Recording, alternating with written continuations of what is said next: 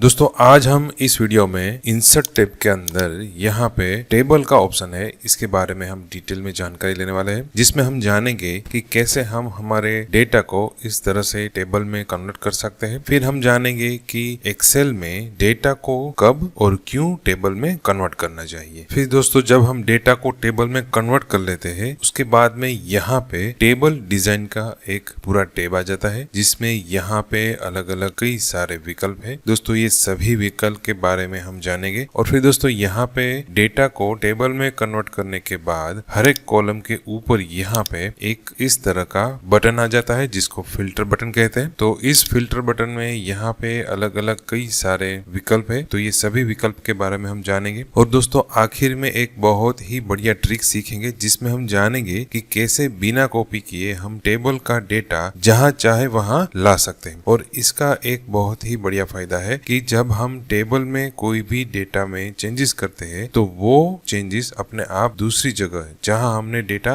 बिना कॉपी करके रखा है वहां अपने आप अपडेट हो जाएगा। तो ये बहुत ही आसान है और छोटी सी ट्रिक है, वो हम वीडियो के आखिर में जानेंगे, तो हमारे साथ आखिर तक बने रहिएगा। तो आइए दोस्तों आप हैं मिस्टर कोडिंग के साथ मिलकर कुछ नया सीखते हैं। दोस्तों यहाँ पे हमने हमारी एक्सेल फाइल ओपन कर ली है और यहाँ पे सैंपल डेटा पहले से ही हमने लिखा हुआ है। और दोस्तों इस डेटा को हम टेबल में कन्वर्ट करना चाहते हैं तो यहाँ पे इंसर्ट टैब के अंदर यहाँ पे टेबल का ऑप्शन है। इस ऑप्शन की मदद से हम ये पूरे डेटा को टेबल में कन्वर्ट कर सकते हैं। तो यहाँ पे पहले हम ये जान लेते हैं कि डेटा को टेबल में क्यों और कब कन्वर्ट करना चाहिए। दोस्तों अगर हमारा डेटा इस तरह से छोटा है तो इसके ऊपर फॉर्मेटिंग करने में और इसका सॉर्टिंग करने में या फिर एनालिसिस करने में आसानी रहती है। लेकिन अगर हमारा डेटा इस तरह से बहुत ही बड़ा हो तब ये जो पूरा डेटा है उस पे एनालिसिस करने में या उसको सिलेक्ट करते समय कोई कॉलम या रो छूट न जाए, इसका काफी ध्यान रखना पड़ता है। और जब भी डेटा बड़ा हो तब उसको फॉर्मेटिंग करना भी थोड़ा मुश्किल रहता है। तो इसलिए जब भी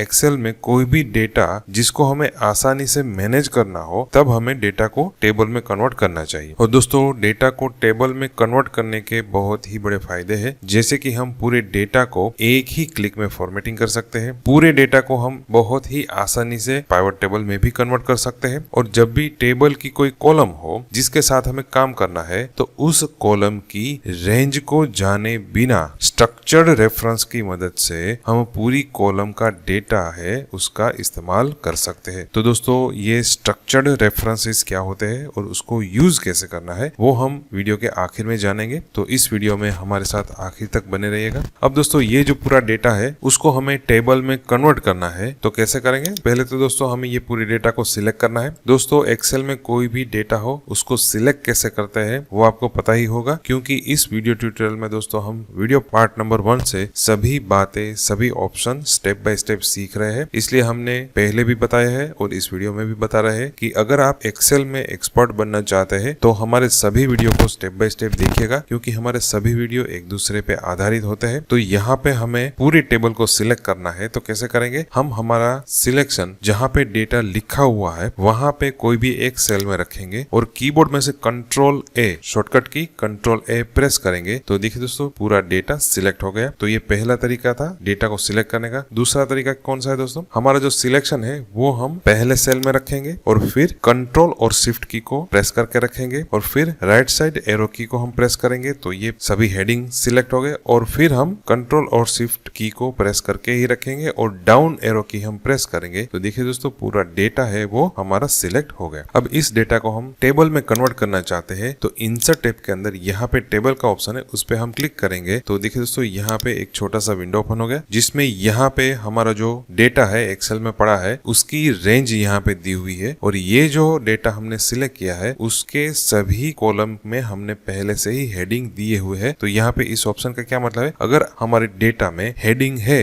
तो ये ऑप्शन हमें सिलेक्ट रखना है। अगर यहाँ पे हेडिंग ना हो तो ये ऑप्शन को हमें सिलेक्शन में से हटा देना है। लेकिन हमारे डेटा में यहाँ पे हेडिंग है इसलिए हम ये ऑप्शन सिलेक्ट रखेंगे, ओके बटन पे क्लिक करेंगे। तो देखिए दोस्तों हमारा जो डेटा है वो टेबल में कन्वर्ट हो गया। अब दोस्तों ये जो डेटा है वो टेबल में कन्वर्ट हुआ है या नहीं हुआ है वो कैसे पता चलेगा। दोस्तों हम हमारा सिलेक्शन डेटा पे रखेंगे तो यहाँ पे आप देखोगे तो टेबल डिजाइन का एक टैब आ रहा है। तो इसका क्या मतलब है, जहाँ पे हमने सिलेक्शन रखा है वो डेटा टेबल के अंदर लिखा हुआ है। अगर हम हमारा सिलेक्शन बाहर रखें रखेंगे तो यहाँ पे हमने क्लिक किया तो देखिए दोस्तों यहाँ पे टेबल डिजाइन का टेब था वो हट गया। तो इस तरह से हम जान सकते हैं कि हमारा डेटा है वो टेबल में कन्वर्ट हुआ है या नहीं हुआ। अब दोस्तों यहाँ पे ये जो पूरा डेटा था वो हमने टेबल में कन्वर्ट कैसे किया, इंसर्ट टैब के अंदर यहाँ पे टेबल का जो ऑप्शन है उसको यूज करके हमने पूरा डेटा टेबल में कन्वर्ट किया। तो ये पहला तरीका था हमारे डेटा को टेबल में कन्वर्ट करने का। दूसरा तरीका कौन सा है दोस्तों, यहाँ पे हम दोस्तों दूसरी एक्सेल शीट में आ जाता है। हम हमारा सिलेक्शन यहाँ पे रखेंगे, पूरे डेटा को हम सिलेक्ट करेंगे, कंट्रोल ए, यहाँ पे होम टैब में जाएंगे और यहाँ पे आप देखोगे तो दोस्तों यहाँ पे ऑप्शन है फॉर्मेट एज ए टेबल। दोस्तों इसकी मदद से भी हम हमारे डेटा को टेबल में कन्वर्ट कर सकते हैं। फॉर्मेट एज ए टेबल पे हम क्लिक करेंगे तो यहाँ पे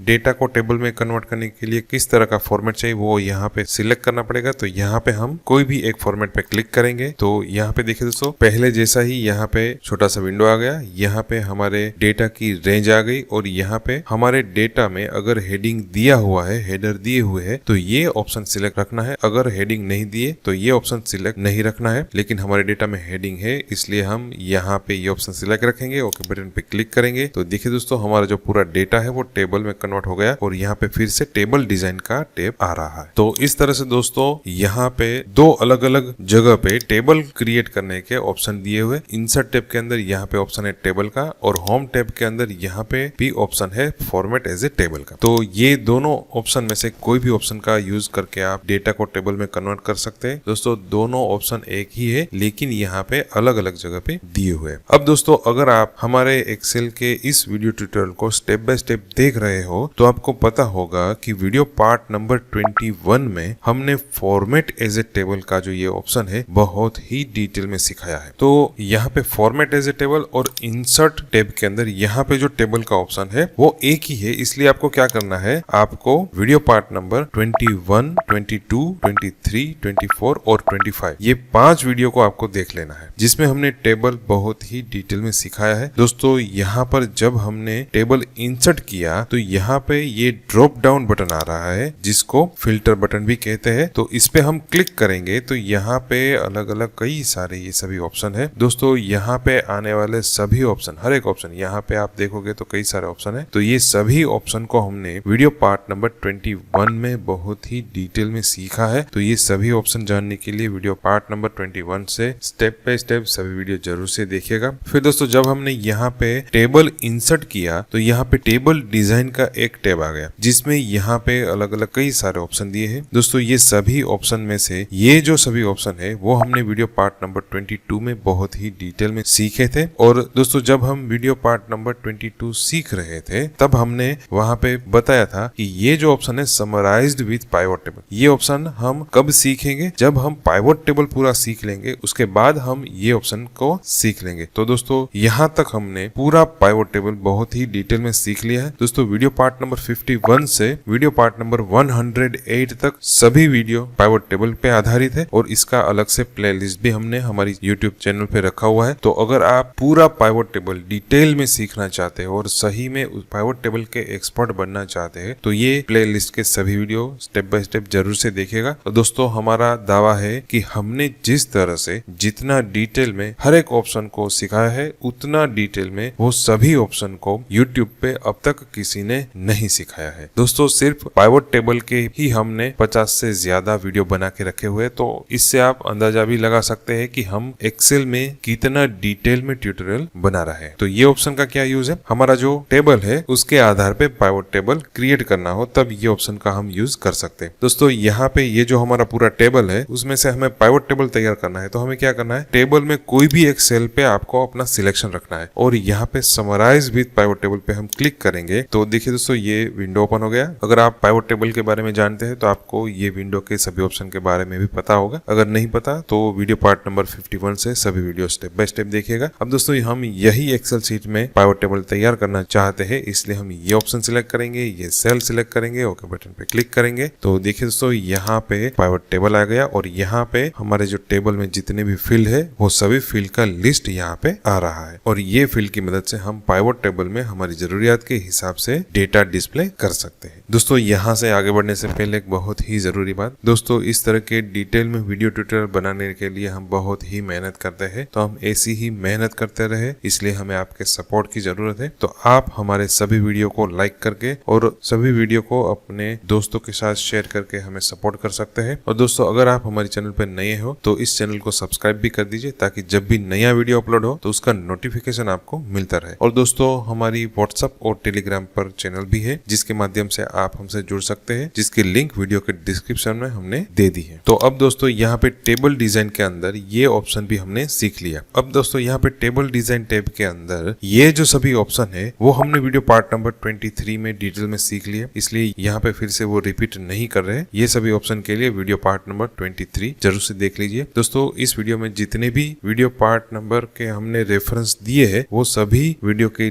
लिंक हमने इस वीडियो के डिस्क्रिप्शन में दे दी है, तो डिस्क्रिप्शन में जाके भी आप वो वीडियो देख सकते हैं। फिर दोस्तों यहाँ पे ये जो सभी ऑप्शन है वो हमने वीडियो पार्ट नंबर 24 में डिटेल में सीख लिए है, तो ये वीडियो भी जरूर से देखिएगा क्योंकि ये सभी ऑप्शन बहुत ही इंपॉर्टेंट है। फिर दोस्तों यहाँ पे हम क्लिक करेंगे तो टेबल को फॉर्मेट करने के लिए यहाँ पे अलग अलग स्टाइल है और हम यहाँ पे न्यू टेबल स्टाइल पे क्लिक करेंगे तो यहाँ पे अलग अलग कई सारे ऑप्शन आ रहे हैं। दोस्तों ये सभी ऑप्शन तो हमने वीडियो पार्ट नंबर 25 में डिटेल में सीख लिए है। तो टेबल के लिए न्यू स्टाइल कैसे क्रिएट करनी है वो अगर आपको जानना हो तो वीडियो पार्ट नंबर 25 जरूर से देख लीजिएगा। तो इस तरह से दोस्तों इंसर्ट टैब के अंदर यहाँ पे जो टेबल का ऑप्शन है वो हमने वीडियो पार्ट नंबर 21 से 25 में सीख लिया है और उसका प्लेलिस्ट भी हमने हमारे चैनल में अलग से बना रखा है, तो ये प्लेलिस्ट जरूर से देख लीजिए। इसमें एक्सेल का जो टेबल है वो पूरा डिटेल में हमने सिखाया हुआ है। अब दोस्तों हम दूसरी शीट में आ जाते हैं। यहाँ पे जो हमने पहले से ही एक डेटा लिखा हुआ है, दोस्तों इस डेटा को हम टेबल में कन्वर्ट करेंगे। दोस्तों यहाँ पे हमने छोटा सा डेटा रखा है ताकि समझने में आसानी रहे, तो इस डेटा को हम टेबल में कन्वर्ट करेंगे। तो यहाँ पे हम इस डेटा को सिलेक्ट करेंगे, कंट्रोल ए, टेबल पे क्लिक करेंगे, ओके बटन पे क्लिक करेंगे। तो देखिए दोस्तों यहाँ पे हमारा जो डेटा है वो टेबल में कन्वर्ट हो गया। अब दोस्तों ये जो डेटा है वो हमें यहाँ पर भी डिस्प्ले करना है, तो बिना कॉपी पेस्ट किए कैसे हम डिस्प्ले कर सकते हैं। दोस्तों यहाँ पे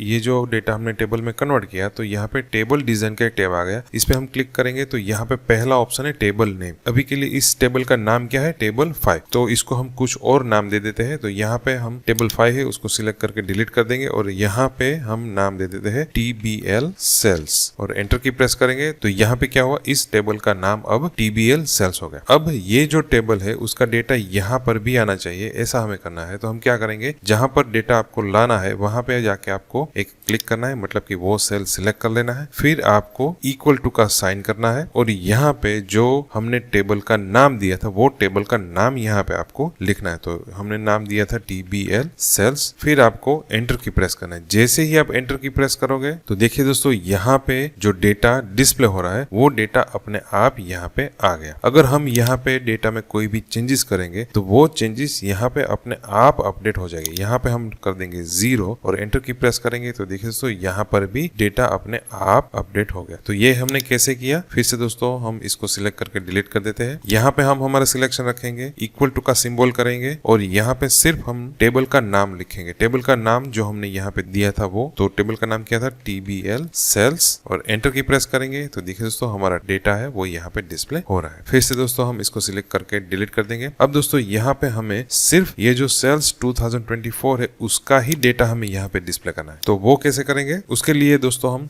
स्ट्रक्चर्ड रेफरेंस का यूज करेंगे। स्ट्रक्चर्ड रेफरेंस मतलब टेबल का जो हमने नाम दिया है उसके नाम का यूज करके हम पूरा डेटा यहाँ पे डिस्प्ले करेंगे। किस तरह से करेंगे, इक्वल टू का सिंबल करेंगे, टेबल का नाम हम लिखेंगे TBL सेल्स और फिर दोस्तों हम स्क्वायर ब्रैकेट करेंगे। जैसे ही हम स्क्वायर ब्रैकेट करेंगे तो देखिए दोस्तों टेबल के अंदर यहाँ पे जितने भी कॉलम है उसका लिस्ट आपको यहाँ पे दिखाई देगा। जो भी कॉलम चाहिए उसको आपको सिलेक्ट करना है और टैब की प्रेस करना है तो वो कॉलम का नाम यहाँ पे टाइप होकर आ जाएगा और स्क्वायर ब्रैकेट आपको क्लोज करना है और फिर हम एंटर की प्रेस करेंगे तो देखिए दोस्तों यहाँ पे जो सेल्स का जो कॉलम है उसके अंदर का जो डेटा है वो डेटा यहाँ पे डिस्प्ले हो रहा है। यहाँ पे हम कोई भी चेंजेस करेंगे तो वो चेंजेस भी यहाँ पे डिस्प्ले हो जाएगा। तो ये जो डेटा आ रहा है वो किस तरह से आ रहा है, वो स्ट्रक्चर्ड रेफरेंसेस की मदद से आ रहा है। तो यहाँ पे हमें सेल के एड्रेस या कॉलम की रेंज याद रखने की कोई भी जरूरत नहीं, सिर्फ हमें क्या करना है, टेबल का नाम लिखना है और स्क्वायर ब्रैकेट के अंदर उसकी जो कॉलम है जिसका हमें डेटा चाहिए वो कॉलम का नाम लिखना है और एंटर की प्रेस करेंगे तो पूरा कॉलम का डेटा यहाँ पे आ जाएगा। तो दोस्तों ये था इंसर्ट टैब के अंदर टेबल, इसकी आप प्रैक्टिस कर लीजिए। प्रैक्टिस करने के लिए वीडियो पार्ट नंबर 21 से 25 के सभी वीडियो है उसके डिस्क्रिप्शन में हमने एक्सरसाइज भी दी रखी हुई है, तो वहां से आप एक्सरसाइज करने के लिए PDF फाइल और